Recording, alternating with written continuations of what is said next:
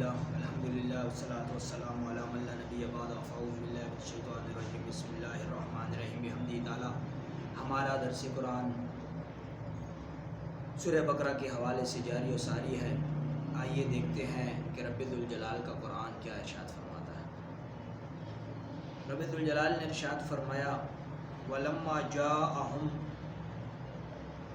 کتاب من عند اللہ مصدق لما معہم۔ وَلَمَّا جَاءَهُمْ، جب ان کے پاس آن پہنچا، کتاب، یہاں کتاب سے مراد تورات نہیں، یہاں کتاب سے مراد قرآن ہے۔ مصدق لما معہم، یہ تو تصدیق کرنے والی ہے جو پچھلی جتنی بھی کتابیں نازل ہوئیں، تورات، زبور، انجیل اور جتنے بھی صحائف ہیں، سب کے لیے مصدق لما معہم، جو قرآن ہے یہ سب کی تصدیق کرنے والا ہے۔ یعنی کہ جب قرآن ذی شان نازل ہوا، قرآن ذی شان کی اپنی شان تو ہے ہی، قرآن کی اپنی پاور، اپنی حقیقت اور اپنی ایک طاقت ہونے کے باوجود مصدق لما معہم، اور یہ تصدیق کر رہی ہے پچھلی کتابوں کی۔ تو یہاں سے ثابت ہوا کہ قرآن خود بھی جامع کتاب ہے، اور قرآن نے پچھلی کتابوں کی جامعیت کو بھی ظاہر کیا، اور ان کی جو حفاظت ہے وہ قرآن ہی خود کر رہا ہے۔ وَقَانُوا مِن قَبْلُ يَسْتَفْتِحُونَ، کہتے ہیں کہ جو یہود تھے وہ پچھلی جو قومیں تھیں ان سے فتح طلب کرتے تھے، علی الذین کفروا، وہ جو کفر کرتے تھے۔ اب اس سے مراد کیا ہے؟ اس سے مراد یہ ہے کہ یہود حضرت عیسیٰ علیہ السلام کے دور میں جب باقی جو کفار تھے ان کے مقابلے میں جب آتے تھے تو یہ دعا کرتے تھے، اے رب ذوالجلال ہمیں یستفتحون، ہمیں فتح عطا فرما، فتح مانگتے تھے۔ کس کے صدقے؟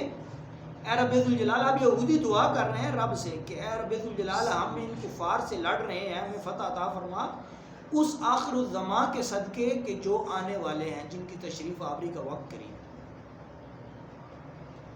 تو قرآن ذی شان اس چیز کو بیان کر رہا ہے، وَقَانُوا مِن قَبْلُ يَسْتَفْتِحُونَ عَلَى الَّذِينَ كَفَرُوا، کہ وہ اس سے قبل فتح طلب کرتے تھے کفار کے مقابلے میں حضور کی نسبت سے، حضور کا واسطہ دے کے تو جنگ کے اندر کامیابی کی دعا کرتے تھے۔ اور فَلَمَّا جَاءَهُم مَّا عَرَفُوا كَفَرُوا بِهِ، کہ وہ جاننے کے باوجود بھی کفروا بھی انکار کرتے تھے۔ اب اس کا کیا معنی ہے؟ یاد رکھیے قرآن میں ہر لفظ کا معنی ظاہر پر نہیں ہوتا۔ اب یہاں پر کفروا بھی کفر کا معنی آتا ہے، لیکن یہاں پر جو علماء ہیں ان کی تحقیق میں تو کفر سے عام مراد کفر اسلام سے خروج نہیں ہے، یہاں کفروا سے مراد انکار کے ہیں۔ یہی وہ نقطہ ہے جو ہم بار بار اس کو تکرار کر رہے ہیں کہ قرآن جو آج کل کے ینگ جنریشنز اور اسکولوں اور کالجوں کے جو پروفیسرز ہیں وہ یہ کہتے ہیں کہ ان مولویوں کی ہمیں ضرورت بھی نہیں ہے، یہ جو ملا شلہ ہیں یہ یہودیوں کی ایک بڑی سازش تھی اور بڑی حد تک کامیاب ہے کہ انہوں نے یہ کہا کہ علماء سے عوام کو بیزار کیا جائے۔ تو آج وہ اس مشن میں کامیاب ہے، اور ہماری ینگ جنریشن کے اندر یہ بات بہت مشہور ہے، معروف ہے۔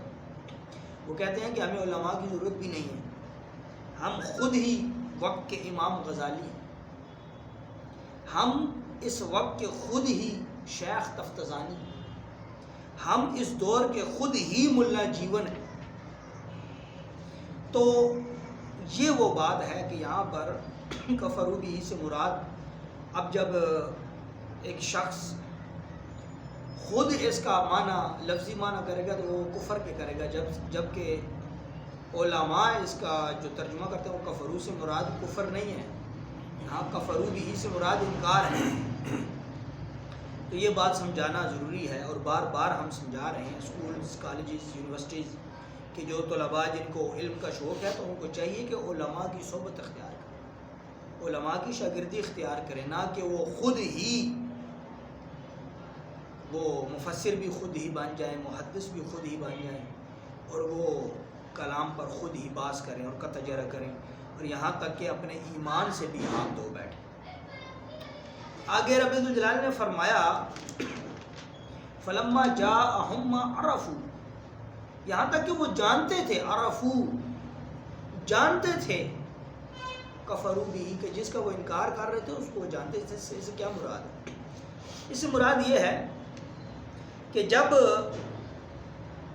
یہی یہود دعائیں کرتے تھے کہ آخری زمان رسول اللہ جب تشریف لائیں گے تو ہم ان کا ساتھ دیں گے اور ہم ان کے دست و بازو بنیں گے، لیکن جب رسول اللہ تشریف لے آئے تو انہوں نے کفروا بھی، سب سے پہلے انہی لوگوں نے انکار کر دیا یہود نے، کہ جو کفار کے مقابلے میں آ کر یہ کہتے تھے آخر الزمان نبی جب آئیں گے، خاتم النبیین آئیں گے تو ہم ان کا ساتھ دیں گے، ہم ان پر ایمان لائیں گے، اور ان کے وسیلے سے اللہ سے دعائیں کرتے رہے، اور جب رسول اللہ تشریف لائے تو خود ہی اپنی بات سے مکر گئے۔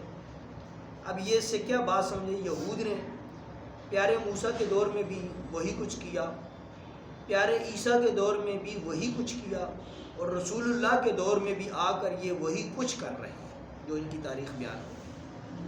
آگے کیا ہوا؟ تو پھر کیا ہوا؟ انکار کیا تو کیا ہوا؟ فلعنت اللہ، ان پر اللہ کی لعنت۔ اب یہاں پہ لعنت اللہ سے مراد رسوائی لیتے ہیں علماء، کہ ان کے لیے رسوائی بن گئی یہ بات۔ لعنت اللہ سے مراد ان پر رسوائی، اللہ کی طرف سے رسوائی نہ علی الکافرین، انکار کرنے والوں پر۔ یہاں کافرین سے مراد کفر کرنے والے نہیں، بلکہ انکار کرنے والے وہ یہود کے جنہوں نے انکار کیا۔ اچھا، جب رسول اللہ تشریف لے آئے تو انہوں نے انکار کر دیا، ساتھ نہیں دیا۔ جب پوچھا کہ آپ نے تو پہلے دعائیں کر رکھی ہیں کہ جب آخر الزمان نبی آئیں گے ہم ان پر ایمان لائیں گے، ہم ان کا ساتھ دیں گے، تو اب رسول اللہ تشریف لے آئے تو اب کیوں نہیں مانتے ہو؟ تو انہوں نے عذر کیا بیان کیا؟ کہتے ہیں کہ چونکہ یہ جو رسول اللہ تشریف لائے یہ ہمارے یہود کے قبیلے سے نہیں ہے، ہماری ان سے رشتہ داری نہیں ہے، ہمارے رشتہ دار ہوتے تو ہم ان کو مان لیتے، اب یہ ہمارے رشتہ دار نہیں ہیں، کیونکہ یہ آل اسماعیل میں سے ہیں، اسماعیل علیہ السلام کی اولاد میں سے آ رہے ہیں، ابراہیم علیہ السلام کی اولاد سے، تو یہ آل اسماعیل ہے، آل یہود نہیں ہے۔ اگر یہ آل یہود ہوتے یعنی ہمارے رشتہ دار ہوتے تو ہم مانتے، لیکن کیونکہ یہ حضرت ابراہیم علیہ السلام کی اولاد، حضرت اسماعیل علیہ السلام کی اولاد سے ان کا شجرہ ملتا ہے تو ہم ان کو نہیں مانیں چونکہ ہمارے رشتہ داری نہیں۔ یہ حالت ہے یہود۔ تو پھر رب ذوالجلال نے کیا ارشاد فرمایا؟ بے سمجھترو بھی انفسہم، پھر رب ذوالجلال نے ارشاد فرمایا کہ یہ جو تم سودا کر رہے ہو نا، یہ بہت گھاٹے کا سودا ہے، انفسہم، جو اپنے آپ سے تم کر رہے ہیں، اپنی سوچ کے مطابق، اپنی عقل کے مطابق جو تم فیصلہ کر رہے ہو۔ اللہ بار بار کہہ رہا ہے کہ یہ جو تم اپنی سوچ کے مطابق، اپنی عقل کے مطابق، اپنے خیال کے مطابق جو تم فیصلے کرتے ہو نا، یہ بہت ہی بے سمجھتر ہو، بہت گھاٹے کا سودا یہ تم کر رہے ہو۔ بھی انفسہم، اپنے ساتھ ہی کر رہے ہو، اور کسی کے ساتھ تو کوئی برا نہیں کر رہے ہو، اپنے آپ کے ساتھ کر رہے ہو۔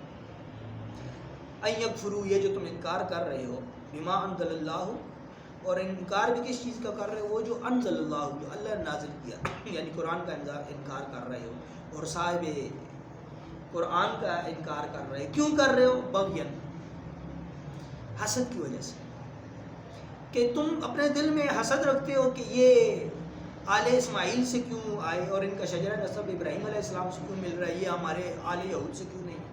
تو یہ حسد تمہیں اندر سے کھا رہا ہے، حتیٰ کہ ان ينزل اللہ، یہ تو اللہ نازل کرتا ہے، من فضل ہی، اپنے فضل کے ساتھ، علی من یشاء، جس پر چاہے اپنا فضل کر، من عبادی، لوگوں میں سے۔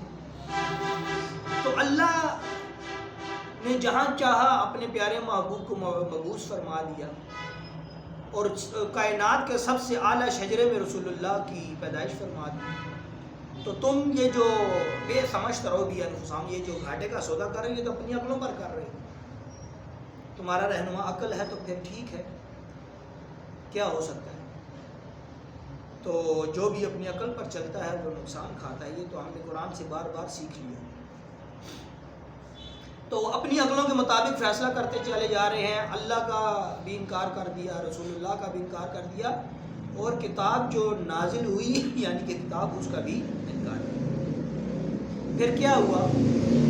فباؤوا بغضب علی غضب، یعنی وہ پھر مستحق ہو گئے اللہ کے عذاب کے۔ کیا ہوا؟ رسول اللہ کی شان میں تو کوئی کمی نہیں آ گئی، قرآن ذیشان کی شان میں تو کوئی کمی نہیں آ گئی، اور اللہ کے فضل میں بھی کوئی کمی نہیں آ گئی۔ کیا ہوا؟ وہ مستحق ہو گئے عذاب کے۔ وَلِلْكَافِرِينَ عَذَابٌ مُّهِينٌ، وَلِلْكَافِرِينَ، اور جنہوں نے کیا انکار، عذاب مہین، وہ ایک دردناک عذاب کے اور ذلت اور رسوائی والے عذاب کے، عذاب مہین، بڑے عذاب کے مستحق ہو گئے۔ اور کیا ہوا؟ کچھ بھی تو نہیں ہوا، برباد ہو گئے۔ یہاں پر ایک قول بیان کر دیتا ہوں جو مفسرین نے بیان کیا۔ جو انصار صحابہ تھے رسول اللہ کی اعلان نبوت سے پہلے، جب یہ مشرکین میں سے تھے، تو انہوں نے یہ خبر دی کہ جب رسول اللہ نے اعلان نبوت نہیں کیا تھا تو وہ مشرکین میں سے تھے، تو یہ یہود ان مشرکین کے ساتھ جب لڑتے تھے، یا جو میں نے پچھلے دروس میں بیان کیا، قبیلہ اوس کے ساتھ لڑتے تھے، قبیلہ خزرج کے ساتھ لڑتے تھے، اور ان انصار کے ساتھ لڑتے تھے، تو پھر یہ دعائیں کرتے تھے اللہ سے کہ اے اللہ، وہ جو آخر الزماں خاتم النبیین آنے والے ہیں، ان کے صدقے ہمیں برکت عطا فرما، ہمیں کامیابی اور نصرت عطا فرما، کہ جب وہ آئیں گے تو ہم ان کا ساتھ دیں گے۔ اور آج وہ انصار صحابہ فرماتے ہیں، انصار صحابہ نے کلمہ پڑھنے کے بعد یہودیوں کو مخاطب ضرور کیا کہ اے یہودیوں، کہ جب رسول اللہ نے اعلان نبوت نہیں کیا تھا تو تم جب ہم سے لڑتے تھے تو خاتم النبیین کا نام لے کر دعائیں کرتے تھے، آخر الزمان نبی کا نام لے لے کر اللہ سے فتح اور نصرت کی دعائیں کرتے تھے۔ اب تو آخر الزمان نبی آ گئے ہیں، تو تمہیں چاہیے تھا کہ تم سب سے پہلے رسول اللہ پر کلمہ پڑھ دیں، تم نے تو نہیں پڑھا، ہم نے پڑھ لیا، ہم نے انصار ہو کر رسول اللہ صلی اللہ علیہ وسلم پر نثار ہو گئے ہیں، انصار ہو کر نثار ہو گئے ہیں۔ سبحان اللہ، کیسا جملہ بنا کہ ہم انصار ہو کر نثار ہو گئے، اور تم یہودی جو ہو اب بھی رسول اللہ کا انکار کرتے ہو۔ ما عرفو، یہاں تک کہ تم جانتے ہو، کفرو بھی، پھر بھی تم انکار کر۔ تو یہ قرآن کا ایک ایک لفظ کیا بیان کر رہا ہے، یہ سمجھنے کے لیے علماء کی صحبت کی ضرورت ہوتی ہے۔ علماء کو یوں ہی اتنا بڑا منصب نہیں مل گیا، اور یہ علماء یوں ہی ممبر رسول کے وارث نہیں ٹھہرے، اور یہ علماء یوں ہی انبیاء کے وارث نہیں ٹھہرے۔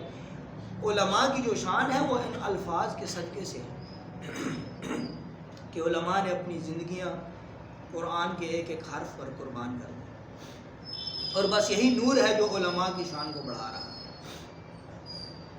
تو فرماتے ہیں، تو انصار جب یہ کہتے تھے تو وہ آگے سے جواب دیتے، وہ کہتے تھے کہ وجہ یہ ہے کہ یہ ہماری قوم سے پیدا نہیں ہوئی، یہ ہماری خاندان کے نہیں ہے، یہ یہود میں پیدا ہوتے تو ہم ان کا ساتھ بھی دیتے، ان پر کلمہ بھی پڑھتے، ان پر نازل ہوئی کتاب یعنی قرآن پر بھی ایمان لے آتے، اور اللہ پر بھی ایمان لے آتے۔ اب فقط اس لیے نہیں لا رہے ہیں کیونکہ ہم ماننے کے نہیں، ہماری عقل کام نہیں کر رہی، عقل تو ہوتی شیطان کے پنجے میں، تو بس وہ شیطان کے ساتھی ہو گئے۔ تو پھر کیا ہوا؟ زیادہ فباؤ بغضب علی غضب، وہ مستحق ہو گئے عذاب کے۔ وللکافرین عذاب مہین، اللہ نے ان پر اپنا زبردست اور ذلت اور رسوائی والا عذاب دے دیا، اور کیا ہوا؟ کچھ بھی تو نہیں ہوا، ذلیل و خوار ہو گئے۔ تو یہاں پر کہتے ہیں کہ تکبر کی وجہ سے، سبحان اللہ، کہتے ہیں کہ تکبر کی وجہ سے انہوں نے انکار کیا رسول اللہ۔ اب تکبر پر ایک جملہ کہہ دیتا ہوں، یہ ہر مومن کے لیے، ہر مسلمان کے لیے ایک تکبرانہ جو چال رکھنے والے لوگ ہیں ان کے لیے ایک مدنی گلدستہ پیش ہونے لگا۔ حدیث میں آتا ہے کہ تکبر کرنے والوں کا حال کیا ہوگا۔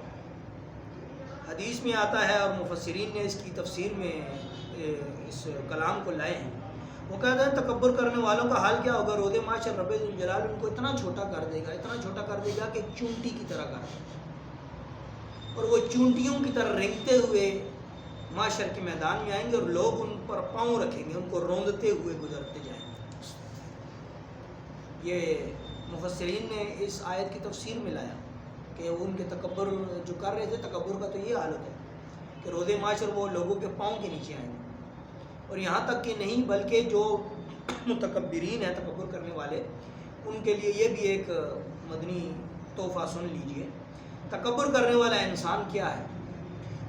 تکبر اللہ کو اتنا ناپسند ہے کہ تکبر کے لیے اور متکبرین کے لیے اللہ نے ایک علیحدہ سے جہنم تیار کر رکھی، سب کے لیے اجتماعی دوزخ ہے، لیکن تکبر کرنے والوں کے لیے ایک VIP قسم کا ایک سیٹ اپ تیار کر رکھا۔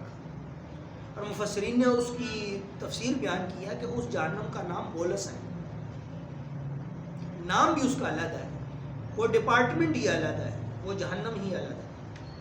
اب اس میں متکبرین کو سب کو جمع کر کے قید کیا جائے گا، اور ان کی غذا کیا ہوگی؟ اللہ اکبر، استغفر اللہ، استغفر اللہ۔ اللہ پاک ہم سب کو تکبر جیسی ذلت سے محفوظ فرمائے۔ فرماتے ہیں کہ جہنم میں جتنے لوگوں کو عذاب ملے گا نا، جتنے لوگوں کو عذاب ملے گا، جہنمی سب، تو اس عذاب کی وجہ سے ان کے جسموں سے خون اور پیپ بہتی رہے گی۔ تمام جہنمیوں کے عذاب کی وجہ سے ان کے جسم سے، ان کی ہڈیوں سے، ان کے ماس سے، ان کی جلد سے، اور ان کے خون اور پیپ، گندی پیپ اور خون بہتا چلا جائے۔ وہ ایک خاص نالی سے بہتا ہوا، وہ تمام جہنم کا جتنا گند ہوگا، جتنی غلاظت ہوگی، جتنا خون اور پیپ بہہ کر اس نالی سے پائپ کے ذریعے اور اس رستے کے ذریعے اس نالی سے بہتا ہوا سب سے نچلے درجے جو متکبرین کے لیے بولس تیار کر رکھی اس جہنم میں، وہ سب گم جاتا رہے، گرتا رہے۔ اور ان جہنمیوں کو، متکبرین کو جو تکبر کرتے تھے، ان کو غذا میں وہ گندا خون اور گندی پیپ کھلائی جائے۔ تو استغفر اللہ ربی من کل ذنب لا حول ولا قوت الا باللہ۔ تو لہٰذا ہمیں چاہیے، سب سے پہلے میں خود، پھر میرے سامعین، پھر میرے دوست، احباب، عزیز رشتہ دار اور مجھ سے متعلقین، متوسلین اور تمام احباب سے میری یہ گزارش ہے، آج کے سبق اور آج کے درس کا جو ماخذ ہے، جو نتیجہ ہے، جو مجموعہ کلام ہے، وہ یہ ہے کہ ہمیں چاہیے کہ ہم تکبر سے بچیں۔ تکبر کی لعنت بہت اذیت والی ہو، تکبر کا عذاب بھی بیان ہو چکا، اتنا ہی کلام کافی ہے متکبرین کے لیے۔ تو دعا ہے رب ذوالجلال عمل خالص کی توفیق عطا فرمائے، اور ہمیں قرآن ذی شان پڑھنا، پڑھانا، سمجھنا، سمجھانا، سیکھنا، سکھانا اور اس پر عمل پیرا ہونے کی توفیق عطا فرمائے۔ وما توفیقی الا باللہ۔